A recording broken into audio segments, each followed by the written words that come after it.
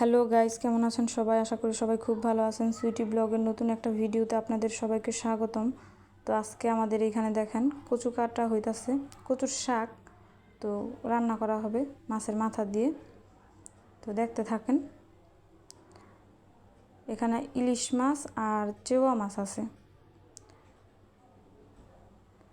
তো এইখানে কচুর শাক বসায় দিছে, এটা তোলা হয় নাই, সোমবারও দিয়ে দিছে। এখন ভাজা হইতাছে, তো নামিয়ে নেওয়ার পালা। তো হয়ে গেছে। এরপরে দেখেন মাছ ভাজাও হয়ে গেছে আমাদের। এখানে চেয়েও মাছ ভাজতেছে।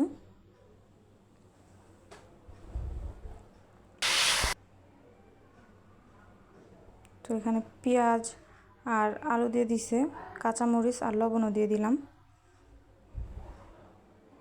তো হয়ে গেছে, এখন জল দিয়ে দিতেছি। এর মাঝে চেয়েও মাছ দিয়ে দেওয়া হয়েছে, তো জল দিয়ে দিলাম।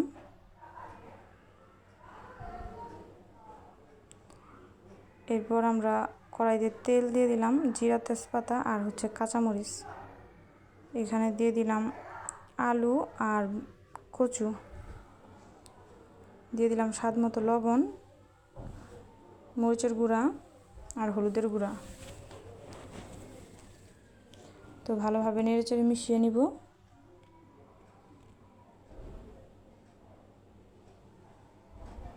তো জল দিয়ে দিয়েছি, বলক আইসা পড়ছে। এই যে এখানে রান্না ইলিশ মাছ। তো আবার কড়াইতে তেল গরম করে দিছি, মরিচ আর তেজপাতা দিয়ে দিছি, দিয়ে দিলাম 5 সোমবারি।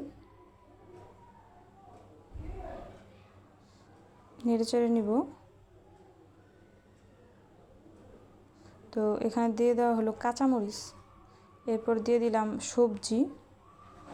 এখানে সবজি আছে আলু, বেগুন, কুমড়া, তার কচু, পটল আর হচ্ছে কাঁঠাল বিচি।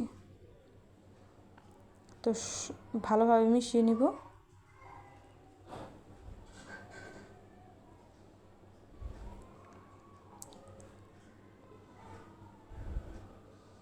তো এবার দিয়ে দিব লবণ,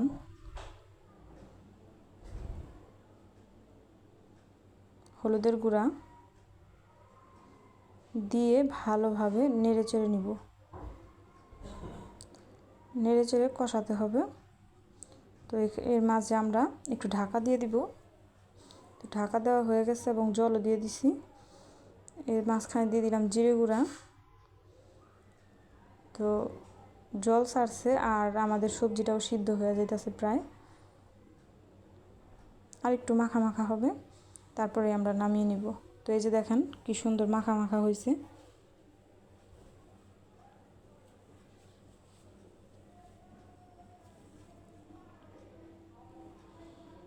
এখানে রান্না হয়েছে ডাল, সবজি, ভাত, বেগুন ভাজা,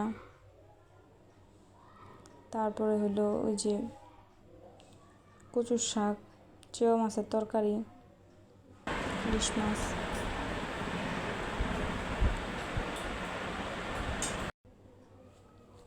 তো দেখেন সবাই খাইতে বসছে।